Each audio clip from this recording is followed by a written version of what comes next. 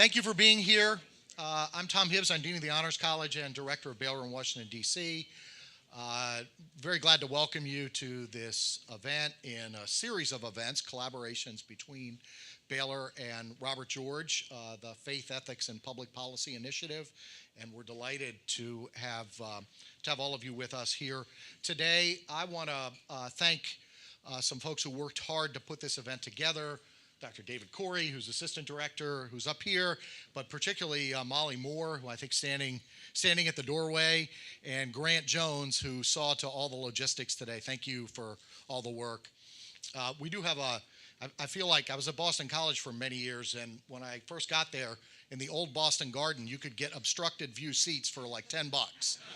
And so this will have some of the, but I promise you we'll have the '86 Celtics up here. We got an all-star team here.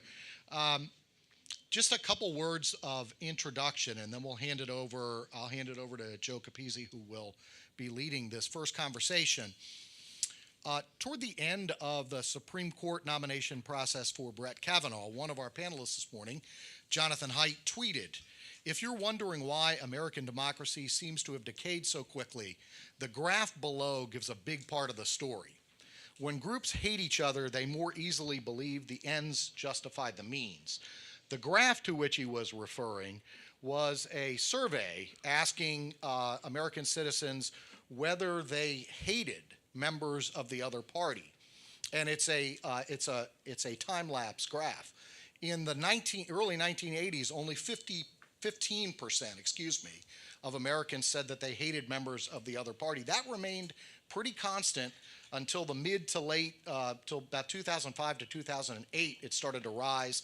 And then it rises rapidly to the point today where the affirmative answer to that question, do you hate members of the other party, is now just under 50%.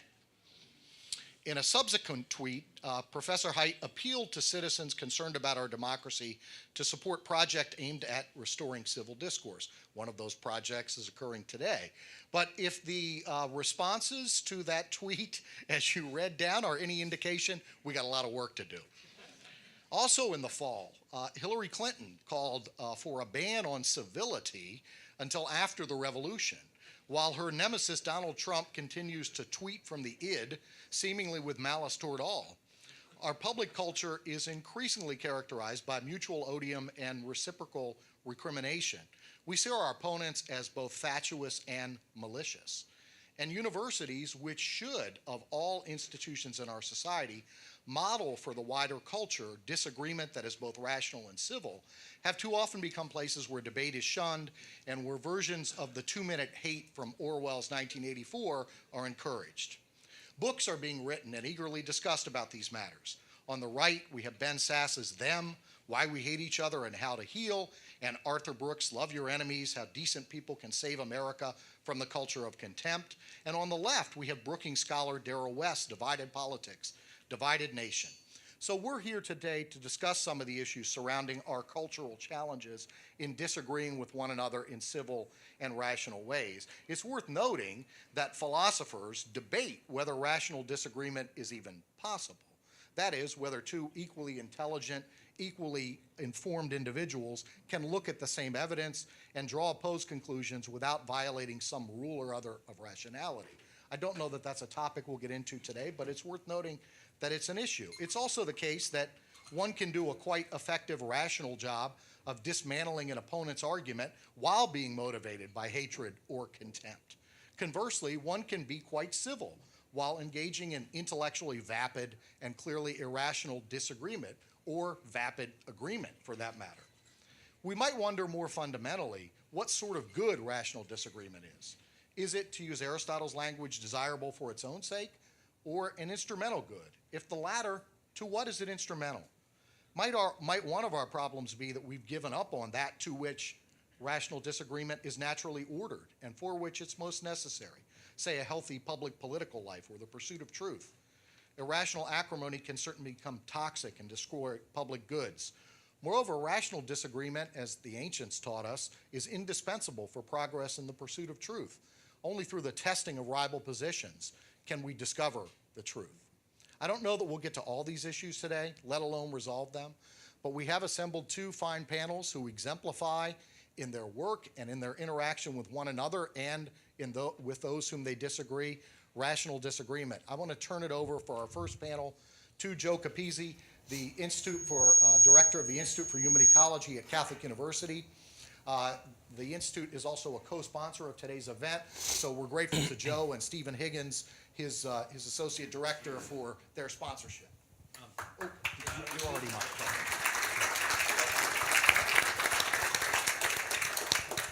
Thank you very much, Tom. Thanks to everybody at Baylor for helping us put this together.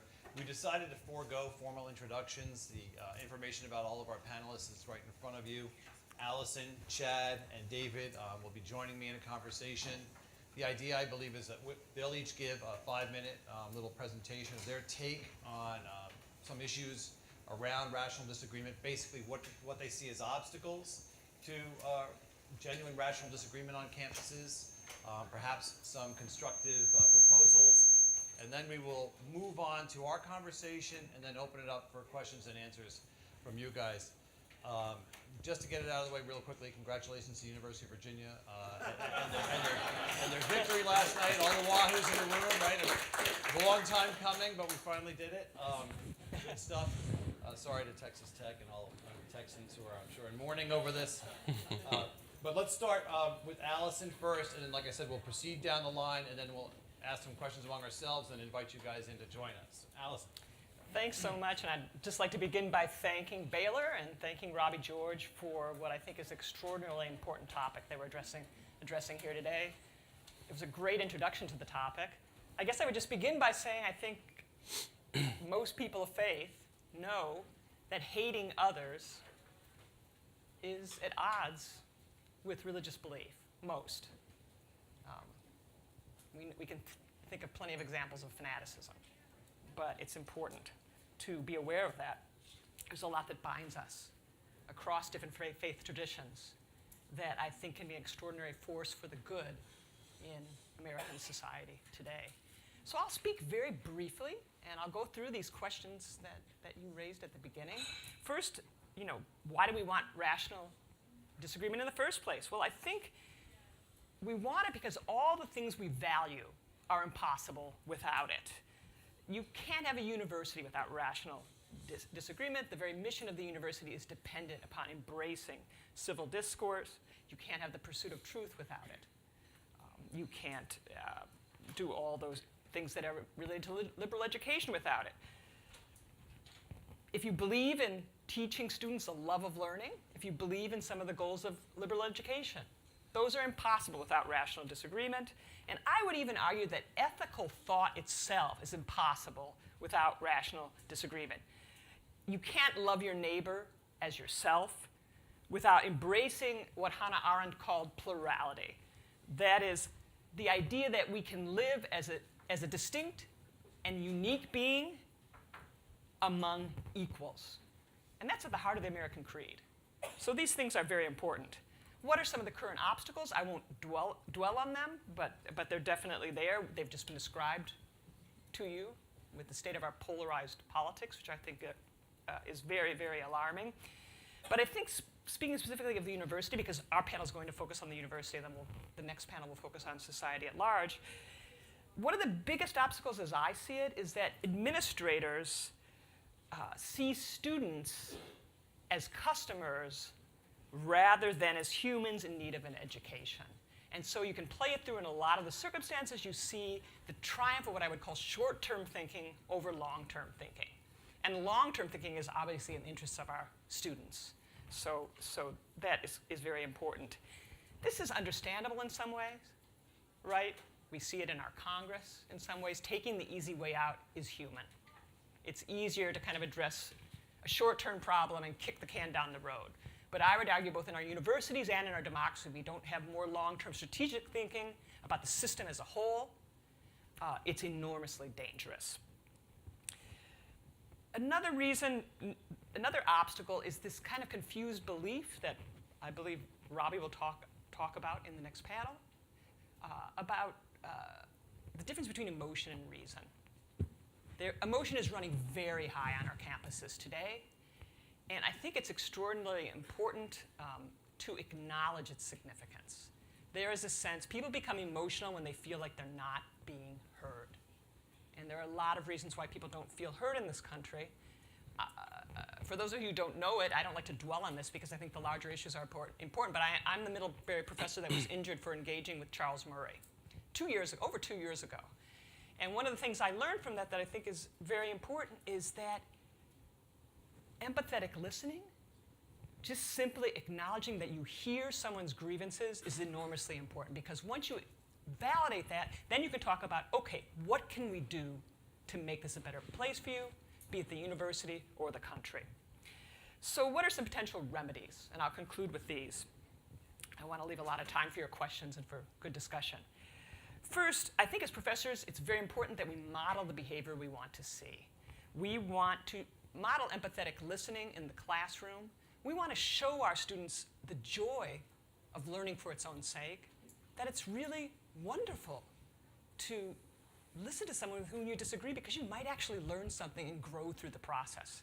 That's very important to model for our students. So in my classroom, for example, I have a policy of I don't want anybody to self-censor. But I also don't want anybody to be offended. How do you do that? How do you balance those two things? Well, I think the way you do it is lay out the ground rules and model what rational disagreement looks like. Because when students look to the larger culture today, they have no models for this. Watch television. It's horrifying.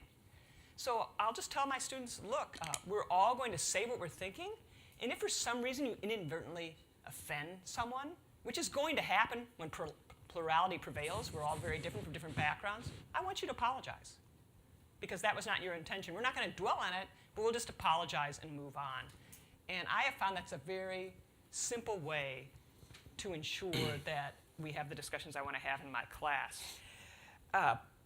Second thing is there's a very, and this ties back to my point about obstacles, there's this movement afoot on my own campus at Middlebury College to eliminate white supremacy from the curriculum. Now, this might not be what you think it is. It's not just about adding text written by people of color or kind of expanding that way. They want faculty to teach students about the nature of oppression, not just in politics departments, but across the university at large. And it's coming from students, and it's aided and abetted by faculty with the best of intentions. A lot of the students come from this experience where they want you to know what it feels like to be undervalued. You know, as women in this country, we know what that's like. We didn't have the vote for how many years? Black Americans obviously know this best of all. And so you have this effort to decolonize the curriculum that's made with the best of intention. But here's the problem. The people proposing it are 18 to 21 years old. If they're validated by faculty saying, lead us to a better curriculum, it's in nobody's interest because it's not going to be in the interest of their education or in the interest of the university. So that's a delicate balancing act. So the way I would deal with it, and I'll conclude with this, is I would hear out the complaints. I have a standing offer in my classroom. You don't like my syllabus? Bring me stuff that's better. I'm a Democrat. I'm always, and I teach a course on American foreign policy, I'm always saying I want better Republican arguments about foreign policy, serious ones. Bring them to me. Anything you think should be on the syllabus, I'll read it, and if it's well argued, it will go on there. I think the same kind of reasoning could be applied to these debates about decolonizing the curriculum. Because students don't know that these white males wrote some amazing things. And there's pretty much anything you want in the Western tradition. That doesn't mean it's all-inclusive. There's always things that can be added. I'm always discovering new things I want to read. Interesting book you might want to read is by Brittany Cooper, if you want to understand how the woke generation thinks. This is a good one, a good window into that outlook. It's called Eloquent Rage. And you can have a discussion about that. You have to get past a lot of swearing, which is hard, but there's a real argument there I think is worth engaging. So I'll conclude with that. I think the bottom line is that students cannot know the joy of thinking freely and of rational disagreement unless we model it for them, unless we show them why this is worthwhile. And I'll conclude with that. Chad, you're up. Yeah, I want to think a little bit about ancient exemplars and think about, since we're thinking about the university, to think about ancient Athens and to think about things that they would affirm that we would also affirm, such as the human being is a rational animal, right? That we're made to know things. And to think about being made to know things, you also are made aware that you know things mixed with error all the time, right? We even know very smart people who are occasionally wrong. And Socrates, of course, gets credit for saying, if you want to purify your thought from this error, you need to purify your life as well, right? This is the beginning of the ancient academy. By the end, so the idea, of course, for Socrates is that error in your life is actually putting obstacles in your intellectual sight, right? So that you actually can't have good rational discourse because of the way you're living. So to purify your life, as it were, the Socratic therapy for that is dialogue, right? Is this kind of discursive reasoning together, which is going to produce disagreements, right? Because we're rational and there's going to be error mixed in with the truths that we find. So this inclination to the truth that we have finds a therapy in the university, right? That we have this and we know that we actually need to work through this together, because we're also not only rational animals but also social animals. Early in his career, St. Augustine makes an observation about the end of the Athenian Academy, the third academy, which is filled with skeptics. And he found skepticism to be a very sad end to the academy, right? That you begin with this project of purifying, building a republic in speech, but you end with deep skepticism about our ability to assent to the truth. They love truth so much, Augustine says, that they never wanted to fall into error. And never wanting to fall into error meant they never assented to anything. And so their disagreements were very dogged, right? Their disagreements were very contentious. Augustine refutes them on lots of grounds: rhetorical, dialectical, the law of non-contradiction. If you can know lower truths, like a light can't be on and off at the same time, you can know higher, immaterial, unchangeable truths. But his most interesting story is a story about how skepticism doesn't help us to live well, right? That the skeptical life is one that he tells the story, an invented, fabricated story about two travelers. A sophisticated skeptical traveler and a simple country person who's traveling. And they're both looking for a destination. And they both go into a town. The skeptical person gets lots and lots of data, right? Finds out how can he trust, right? Who has the best evidence for how he arrives at his destination. And he finally arrives at a well-dressed man on a horse, and he follows his advice and moves towards his destination. It turns out that the well-dressed man on the horse is a trickster. Right? And so in the end, the skeptical man is fooled and he doesn't find his destination, whereas the simple country person actually followed the advice of the first shepherd he found and found his happy end. It's a kind of absurd story that Augustine tells the skeptics to show them they actually wouldn't behave this way. They actually don't live skepticism.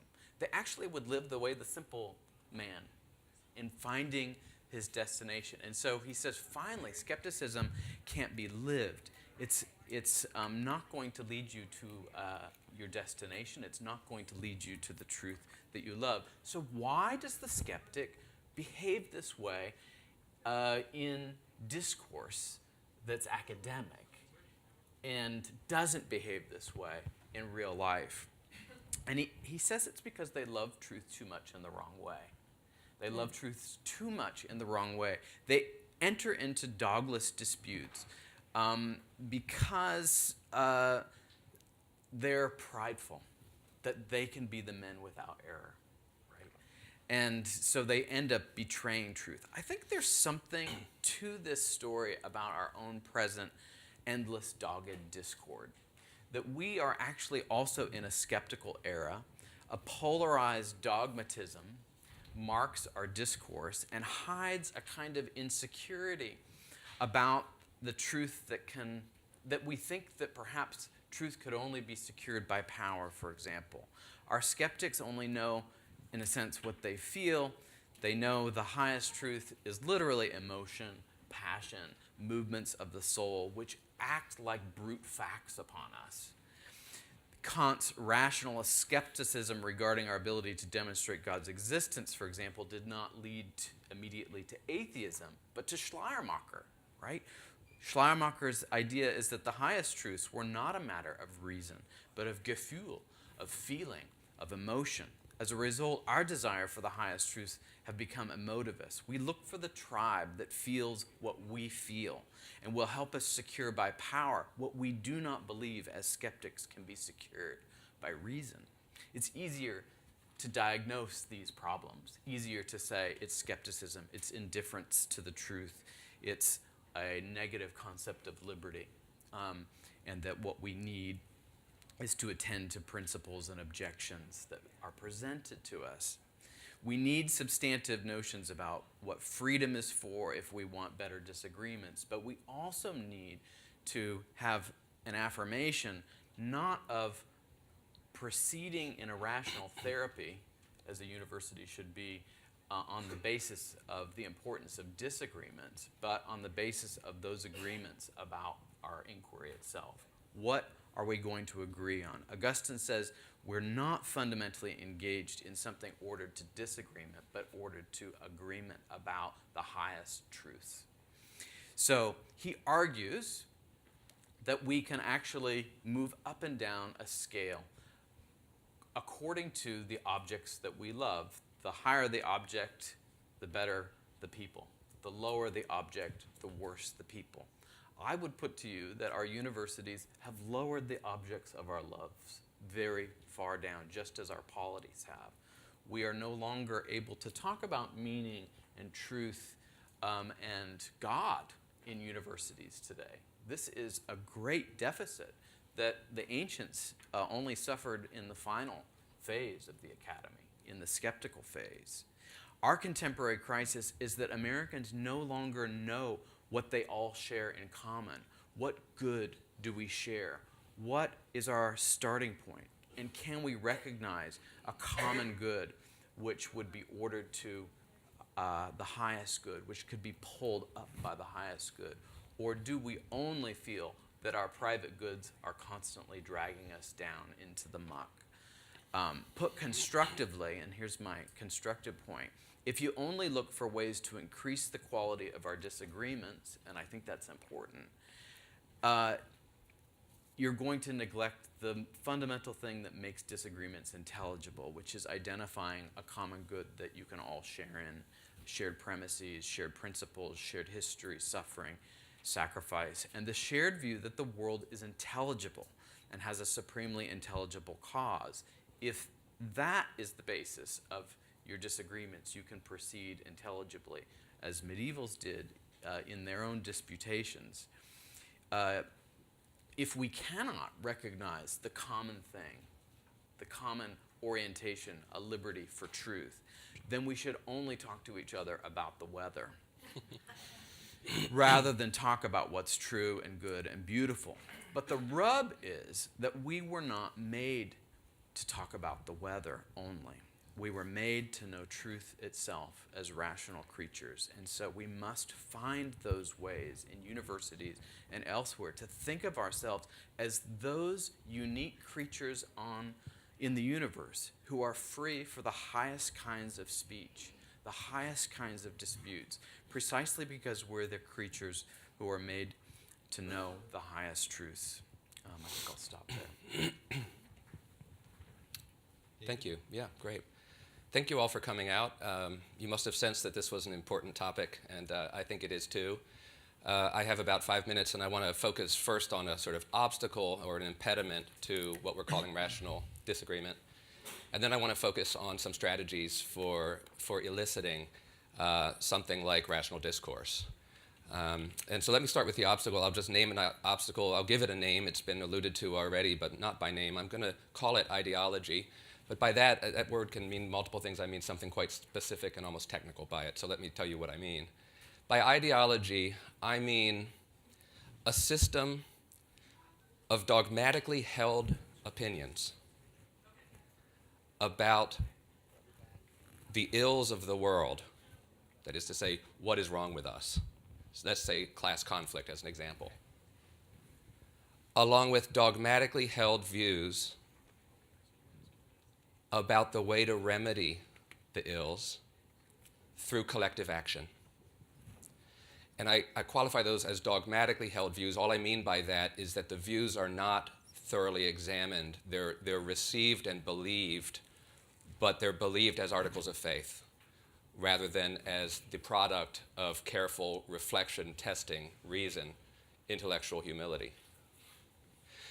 So much is necessary but not sufficient to define an ideology. Besides being a system of dogmatically held views about the ills of the world and how to fix them through collective action, an ideology also, to be an ideology, those views, that system of beliefs has to be false, or at least badly partially false. Something has to be badly off about it.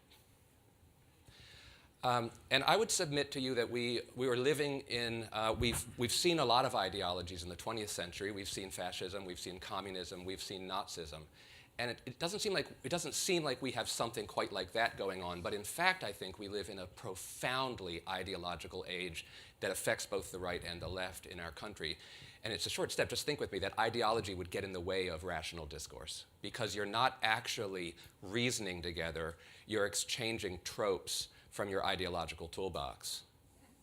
You follow? I'll give you an example of an ideology. I could do it on the right or the left. I'm going to do something from the left, but please don't think that because I do that, I'm not also of the view that there are ideologies on the right. But the oppression narrative that goes with the identity politics is deeply ideological. And by saying it is so, I do not mean to say that people aren't oppressed. They are. And I do not mean to say that that's not terrible and that we ought to sympathize and do everything we can. But the oppression theory that goes with it isn't very nuanced. It originally comes out of Marx and relates to classes of economic groups, and it's stretched to include different socio-demographic minorities that are just simply not the hegemonic norm. But here's the problematic part. It comes with the assertion that if you're in this class of white women or white men, you are ipso facto an oppressor.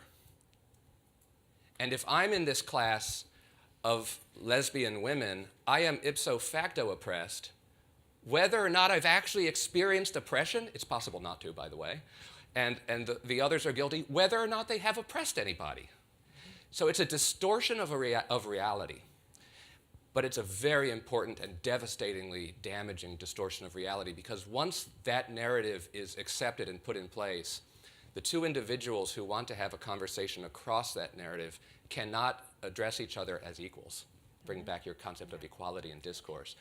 They're unequals because the one is an oppressor and deserves whatever he gets, and the other is oppressed and is entitled to do whatever she wants to get out from this. So it sets what has long been the American principle of equality, political equality, formal equality, freedom.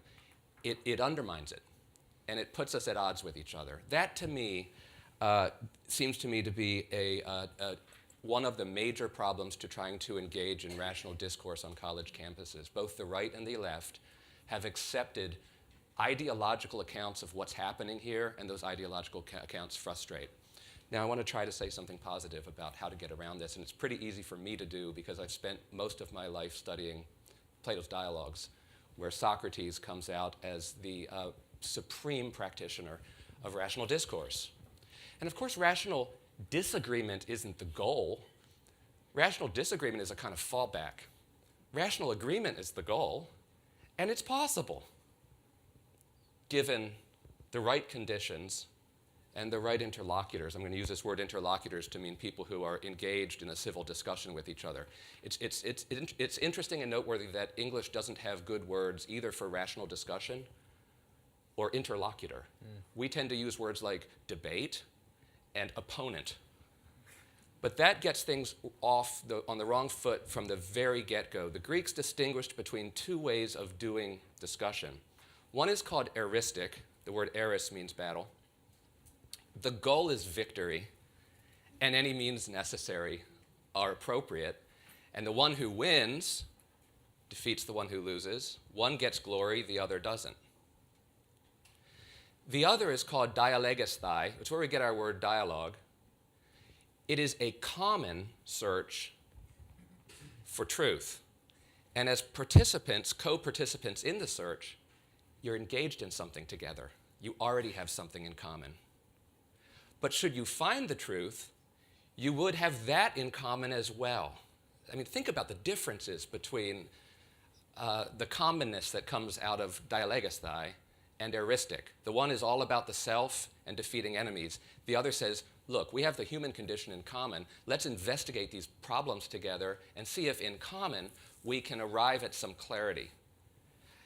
And this is what we do in my classroom. If somebody with whom I disagree is making his case, but doesn't bring the best evidence to the case, now in eristic, you'd be quiet. You'd be like, oh, cool, he didn't get the best evidence.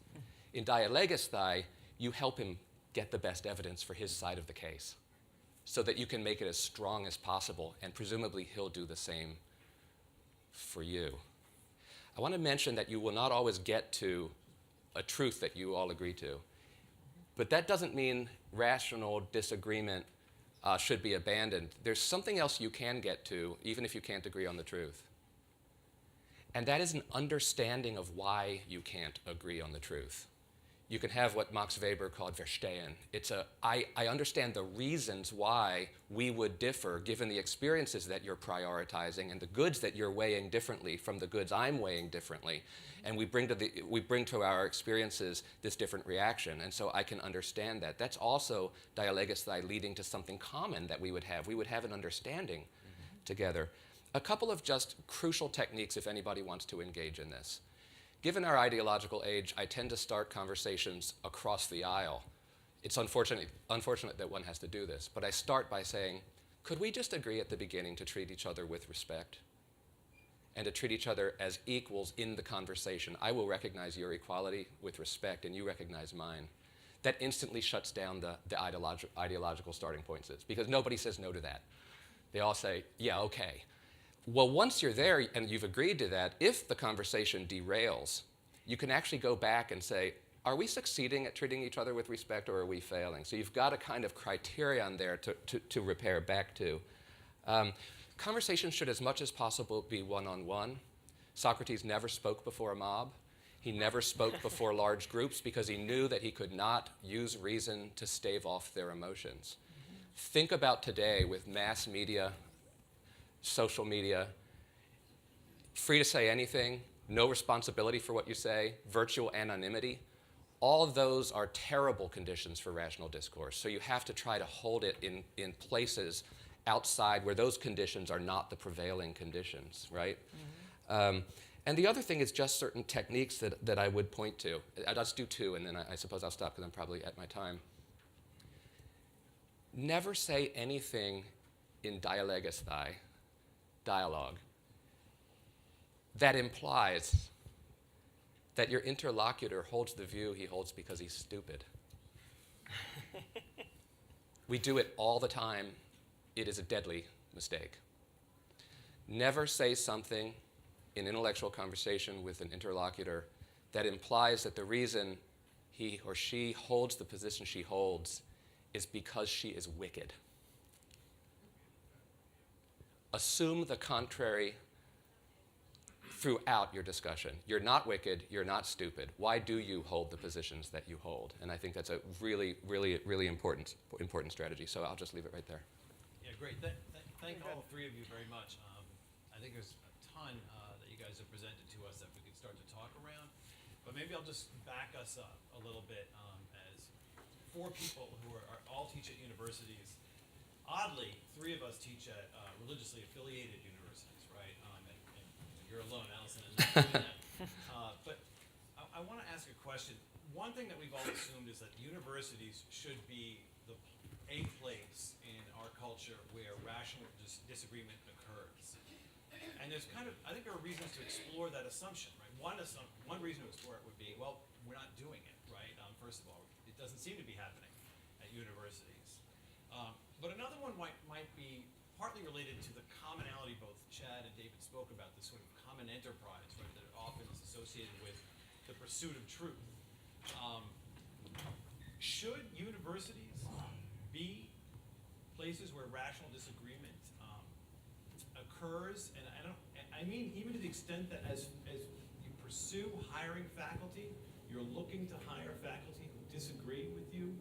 And if so, like, why? Why would you be seeking people who might, challenge maybe even that commonality, or would they challenge that commonality you both are discussing? You understand that the question? It seems like we can say this rather easily, right? But once you start to think about who you're going to hire, often, I can speak for Chad's in my experience, what you end up trying to do is you try to find people who agree with you, or see the world, very close to the way you see the world. Any thoughts on these things? Do you want me to start? Why don't you?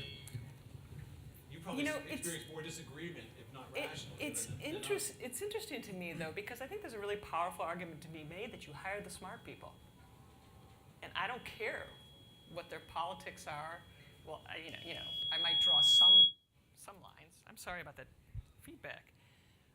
But I think that takes place in my own department, and I've really tried to champion that. I have colleagues with whom I disagree about a number of things, but what we agree on is the value of disagreement. Just hire the best person in a discipline based on... I even think in the best... I like these open searches where there's no subfield. Get the best person.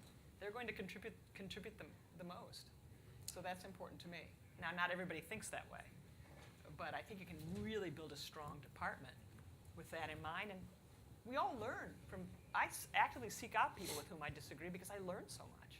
So you're not even prioritizing agreement or disagreement, just the best person for the position. People who make good... We need to be able to distinguish between the conclusions people reach and the beauty and integrity of the arguments they use to reach them. That's our problem as a country and at the university. And I think that's possible. Again, it's kind of, you've got to step back from emotion.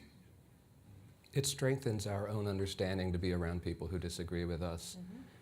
The greatest orator of antiquity, save one, has left it on record that he who knows only his own side of the case knows little of that. His reasons may be good. He may have experienced things that support his reasons, but until he's heard the other side, until he's heard the best reasons brought forward by those who actually believe them on the other side, he might as well not have any reasons at all, because he has never had the experience of testing them. That's a paraphrase from John Stuart Mill's On Liberty. What do you think, Chad? I want to agree with everything that's said, but also say it matters, actually, that people see themselves as involved in a common project under a sacred canopy. I think that the people that we hire at a Catholic university should, by and large, be people who actually think that truth can be found, who by and large think that God is the cause of all reality. I think these are actually things which make disagreements more fruitful, because everybody knows that they're engaged in a common project, that they're pursuing their disagreements under the light of truth. Our motto at Catholic U is "God is my light." That recognition should infuse all of our disagreements. I wonder, where that leads, though, because it starts to sound... 135 years later, it's let us... Yeah, no, I'm not criticizing at all.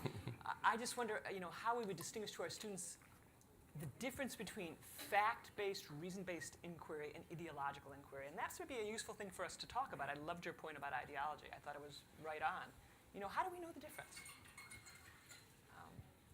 Right, I mean, that's something we could develop together, I think. I think so, right? This is where possibly, right, both you and David talked about modeling, right? David, spoke about it, the kinds of techniques you might, employ when you begin a conversation. You both talked about modeling, right? It seemed almost like the kind of modeling you might do in your classroom, right? Yes. The classroom is very easy, more or less, to construct your way of approaching truth together with your students.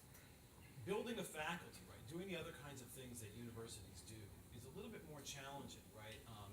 In part because of some of the reasons Chad just raised, right? Like, for instance, at a faith-based institution, you assume there's a certain commonality in the project, right? There's probably there's a range of rational disagreement that one might expect to be a part of that, but there might be boundaries that would be crossed that you wouldn't expect to be a part of that as a faith-based institution. Does that mean there are taboo topics? It may not mean that they're taboo topics, but it may mean, this is Chad's point, right, that when you're hiring, again, this is what universities do, right? They hire. That you're looking for people who share the project, right? Chad talked about objects of love, right? Presumably they'd share that object of love, right? The divine, the scriptures associated with the faith and so on. They'd recognize it as an object of love. And then they, of course, from those different angles, they can employ all different kinds of instruments to understand those things, disagree, because if you've ever been in a Catholic faculty, you'll see lots of disagreement, right? But that's pretty common. But for students, will they see you modeling the kind of capacious rational disagreement you're describing at that point, or will they see you modeling something different, something that looks ideological? Right? I mean, I think Well, that's you what know, you're you're getting worried about, right? Like, Well, there is this idea floating out that liberal democracy itself is just a mere ideology used to mask oppression. I think that can be pretty easily dispelled. Yeah, the thing I find most interesting about this with some of the people who would disagree with me on my faculty is I think you can identify the workings of ideology this way.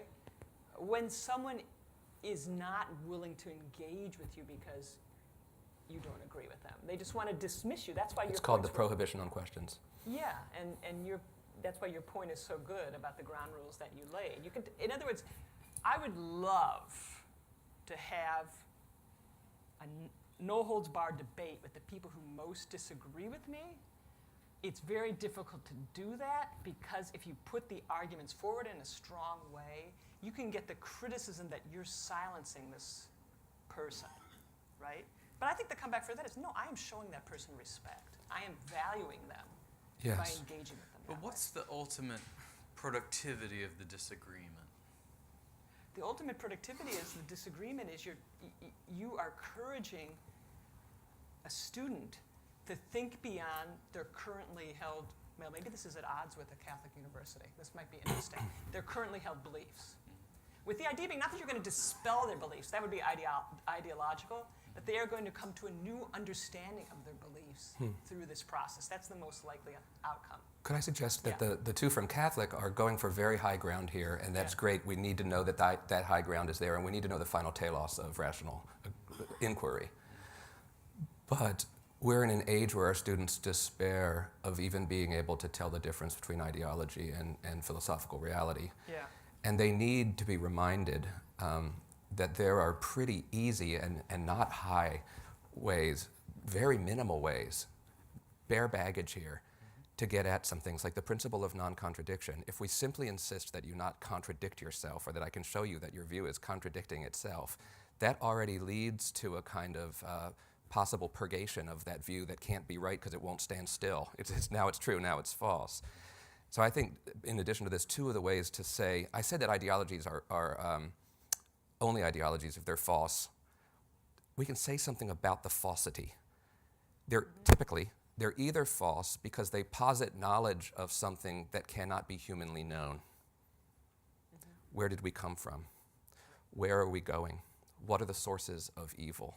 These questions that have been perennial, they posit closed, fixed, dogmatic answers in order to stimulate and galvanize political action.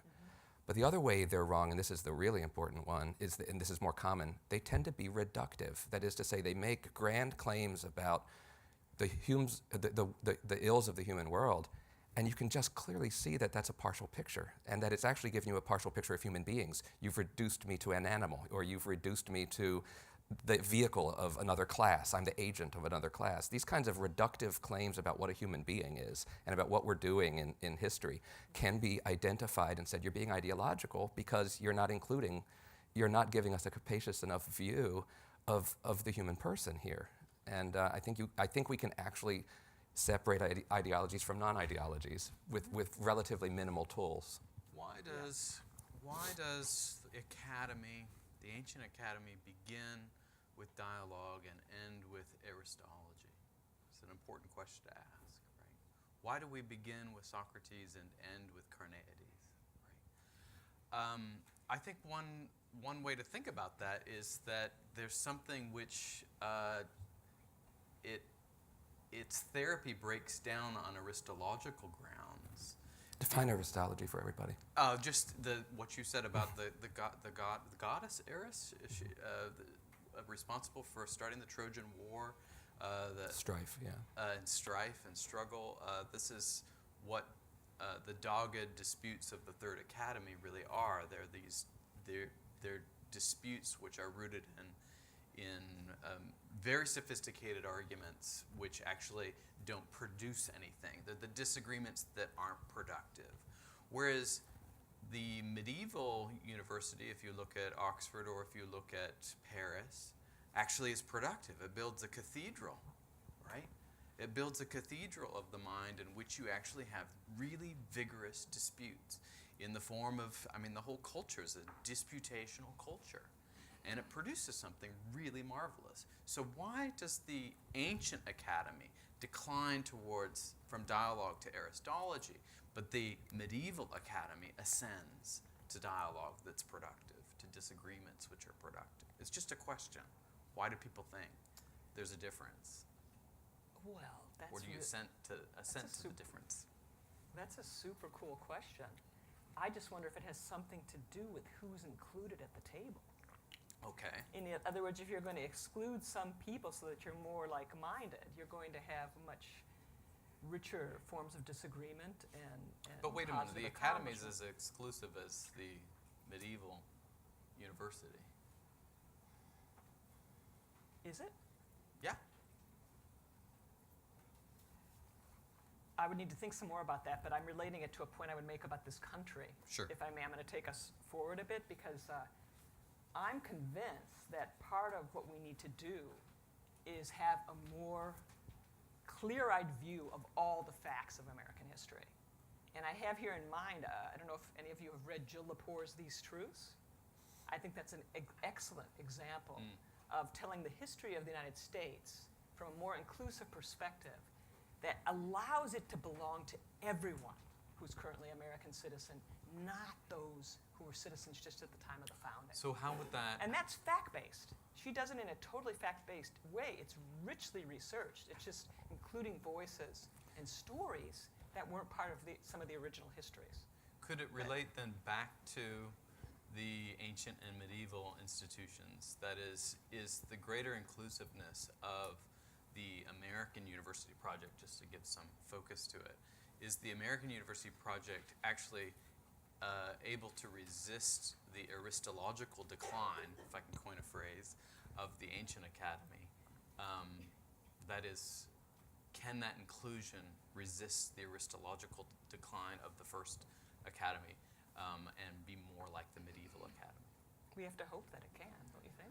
Yeah. It seems like part of the answer would be something like, it's not the inclusion is not good for its own sake. It's good in a sense, in a way that I think that you're alluding to, because it helps tell something that's a truer story, right? Right. It helps supplement a story that has partial truths, that would be, whose partiality would be filled in part by including other voices that can check things, voices that can challenge things, voices that can supplement, add information, but it's truth-oriented, right? And that goes to the point Chad made earlier, that the skeptics don't live skeptically, right? That ultimately, right, what we're seeing even here is, these are not done just for the sake of inclusion, even if somebody might say it's done for the sake of inclusion. It's in part because most of us just want to try to understand things, right? So there's, or at least I'm positing that as a claim, most of us want to understand things. I'm not sure. You put a question mark by it because we've got to acknowledge right here that the people are attracted to different kinds of goods, and truth is one of them. Right. Power is another. And it seems to me that a lot of what goes on university campuses. It's a lower good, though. Oh, I know it's a lower good. You don't. and maybe easier about good to be attracted to. Right. I'm not taking it out of its hierarchical place. I'm diagnosing the problem of the contemporary university as one of the worst power orgies of our time. Totally. Right, and to go back to the point Allison you made earlier about the sort of draft the best talent approach. One of the challenges, what our students see, of course, is that process is sort of rigged, right? There's no best talent. I mean, there's very few Zion Williamsons, right, where it's pretty clear that's the guy to draft. You have the #1 pick. Often people come packaged as faculty in certain ways.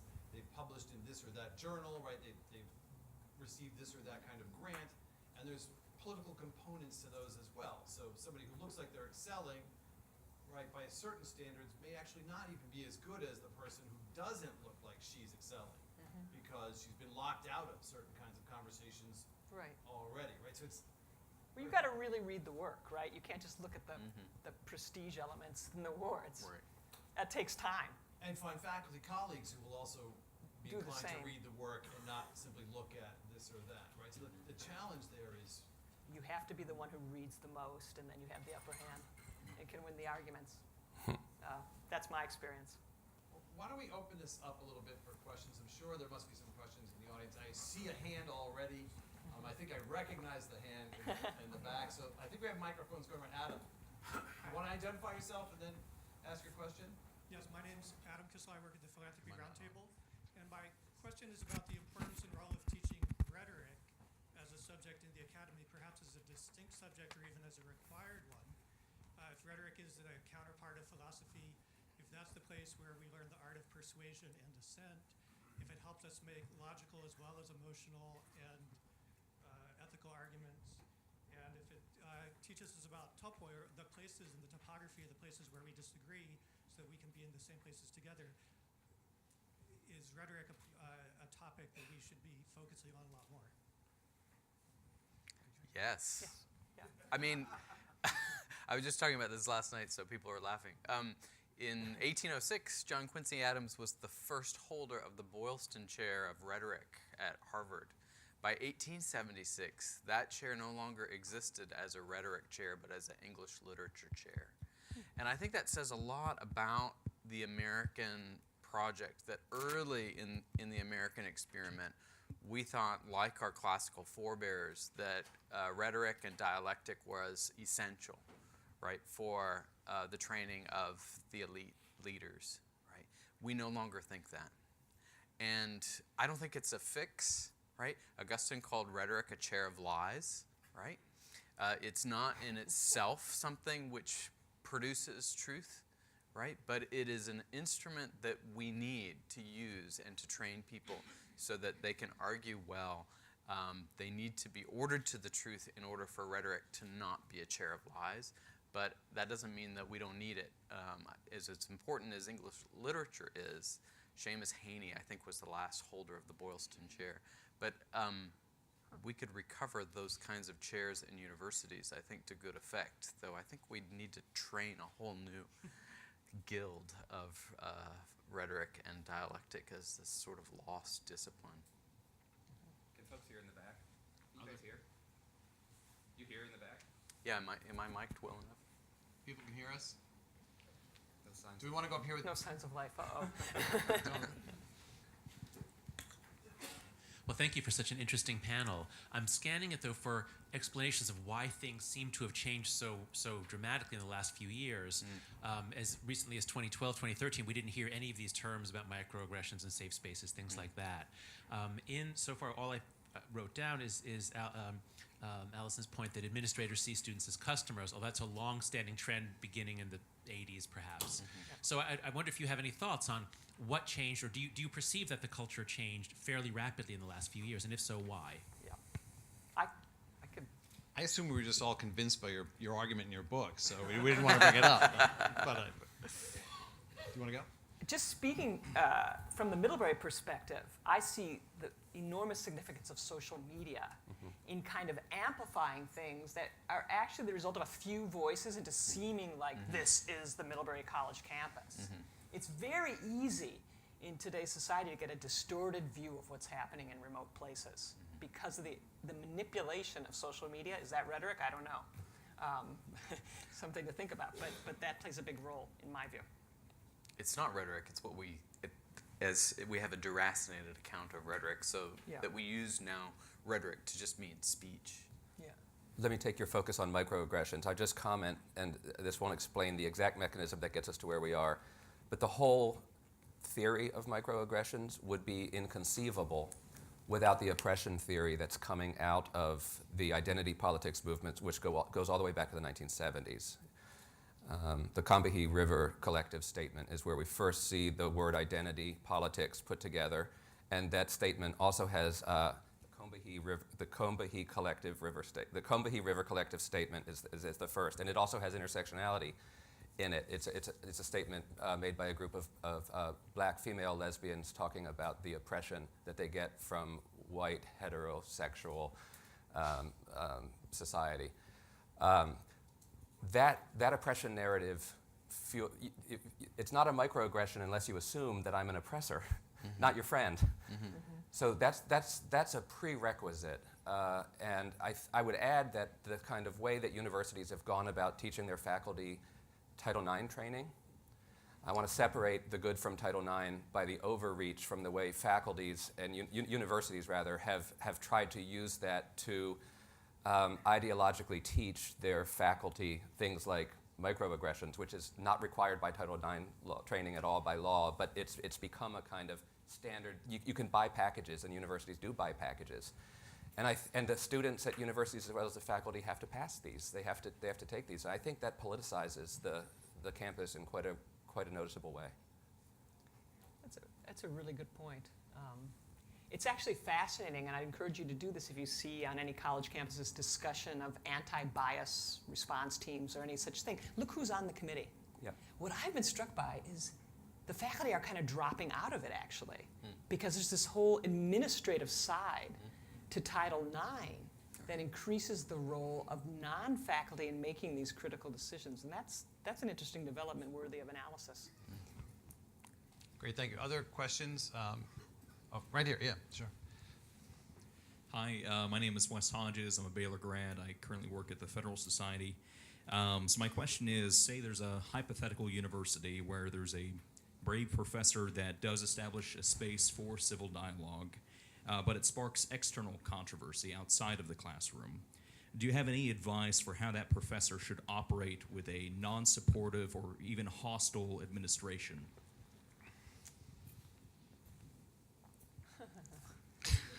It seems like it's right up your alley. Yeah. I think you just have to actually stand up for those values you believe and be brave about articulating the reasons why you think it's important. And you would be surprised how opposition caves if you stand firm and say, this is who I am, this is who I value, here are the reasons why. Feel free to challenge me, but I think this is important. You have to be brave enough to do that. And the interesting thing is when people are brave, other people feel liberated to support the cause.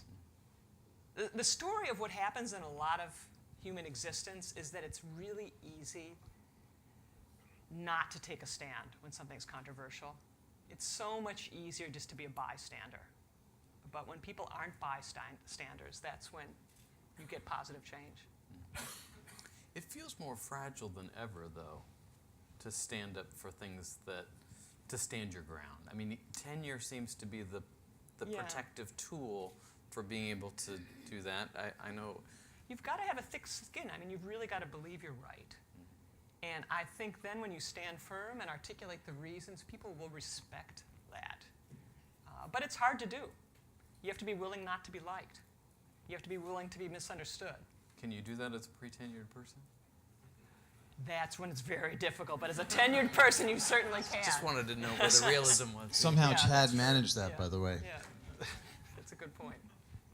So good morning. I don't know if this is working, but thanks for your thoughts. I'm Joe McInerney. I work at the Naval Academy. I teach ethics there. And my question, I'm trying to put this into a question, but maybe it's an observation, is that it seems like rational disagreement is not at its base, or its possibility is not at its base an intellectual issue, but it's more of a moral issue. And I wonder if you know, I think Dr. Pecknold, you were kind of talking about this in terms of purification, but you guys are modeling it right now. It seems that in order for us to have rational disagreement, we need to have particular virtues, that we need to be generous, and we need to be just, and we need to be charitable, and to be honest, we need to be courageous, like in the last situation. So it seems like maybe, you know, to have an intellectual focus is not going at it directly, and that the focus should be more moral. So I wanted to see what your thoughts were along those lines. I think that Augustine's critique of the skeptics is made in Contra Academicos in the year between his conversion in the Milanese garden, that Tale Lege experience, and his baptism. It's in this kind of catechetical, catechiacum kind of dialogue. And it's always struck me that he is struggling with he's not struggling, he's thinking about the importance of humility for being received and for receiving truth. That he examined pride as that thing which kept him from assenting to the truth, right? And so the problem with the skeptics, of course, is that they're too prideful, right? They want to be without error, right? They don't want to confess. And I think that this is, for Augustine in his analysis, this is why finally the Academy is defeated. It's defeated because it doesn't hold the virtue of epistemic humility before the truth, but is actually proud. And I think this is something that universities do a very poor job of inculcating, whereas they used to do a very good job of it. The University of Cambridge, where I went in England, many colleges have gates of humility that you walk through, right? This is part of your formation as a student. You walk through the gate of humility. And I think that's important for how we train our students. Students who come as customers who are very entitled tend not to be humble, and so they don't actually receive truth. And this is bad for them and won't lead them to happiness. Let me mention a virtue that's not often on the list. You could catalog some of these virtues that are prerequisite for rational disagreement. Toleration, for example, epistemic humility. But one that the liberal arts in particular can teach, and it's invaluable, the ability to enter quickly into another person's thoughts. It comes from reading. It comes from classroom debate or classroom dialogue. It comes from conversation and familiarity with a lot of different kinds of people. And you can, if you get really good at it, people hardly have to say a few words. You can feel what they're going to say, and you can feel what's motivating what they're saying, and you can respond to it in appropriate ways. And I think it's just one of the great things you learn at a liberal arts education, how to enter quickly into another person's frame of mind, another person's thoughts. Yes, those are both excellent points. I mean, you're really highlighting the value of what I would call empathetic listening and being genuinely interested, even if someone's really angry at you. Why do you feel that way? To get into their head is an extraordinarily useful and rich human experience. And if we can kind of model that and teach it, it's so important. And I think you're onto something really important there, because ethical reasoning, no matter how you define it, has nothing to do with ideology. Ideology is an algorithm. It's a blueprint of what you're supposed to believe. You could check off a checklist. It's ultimately not very interesting. Whereas ethical reasoning is endlessly changing, and it's a conversation that never ends. And we need to teach our students to be excited to be participants in this kind of conversation of humankind that's been ongoing since the times you study, and we want to see continue today. I do wonder, though, that the Socratic attention to purification, that you have to purify your life in order to see things intellectually, is lost for us. It's possible with all the materialism. That we don't actually think that going to consuming. university is for the purification of the intellect and the virtues. We actually think going to college is about getting a credential and getting a job and having a career and acquiring as much private benefit as possible. And that seems to have derailed the American academy. It's true, as a parent of college-age kids, I don't hear my peers talking much about purifying their children by sending them to college. Right, right. It's become a Final luxury question, good. yeah. Yep. Thank you very much for being here. This has been so invaluable for me as a mom of a 10-year-old. Yeah. And I want to know if students today are coming in having been indoctrinated with this oppression narrative, because it's happening in 4th grade. I would speak to that. And reading, you just mentioned reading, it's coming through language arts. And they read wonderful books, and then they ask who has power, who doesn't have power, how does it make them feel? I can see some value in this, but they're teaching privilege theory to 4th graders. Right. So I have real concerns, and I think everyone in this room should have some concerns about what public schools are teaching. Thank you. Could I? Real Yes, quick. of course. I have David, the same please. concerns, and I can tell you that my students, when they arrive at freshmen, as freshmen are still redeemable. Whether this will get worse or not, I don't know. But I think the reason they're still redeemable is that the beauty and goodness and truth and community that is going on in my freshman class when we read the Iliad and ask, here is Achilles. He's got this decision to make between the pursuit of glory and a short life, or a long life loving his father, but without the glory. Can't we all feel exactly this tension in our lives, pursuing prestige on the one hand and love on the other? Yes, they all feel it, and it doesn't matter if they're black, and it doesn't matter if they're gay, and it doesn't matter if they're on the left or on the right. And what we're talking about, no credit to me, Homer wrote it, what we're talking about is so interesting compared to the triviality and obviously false ideological rhetoric that they're getting in the lower grades. They just drop it. They're like, forget it, forget it. This is boring stuff. And I was saying at the dinner last night, one can inoculate students against identity politics by showing something truly meaningful, really beautiful and meaningful. It's doable. It takes the good books, and it takes good teachers who have lived thoughtful lives and are worried about these issues and can communicate the fundamental perennial questions to open-minded students. Those freshmen have a plasticity that I just adore. It's true. Maybe that's a great place to end this conversation then, on plasticity of these young people and their capacity to rebound from this kind of training. Thank you all for listening to us. Thanks to my panelists. That was a lot of fun.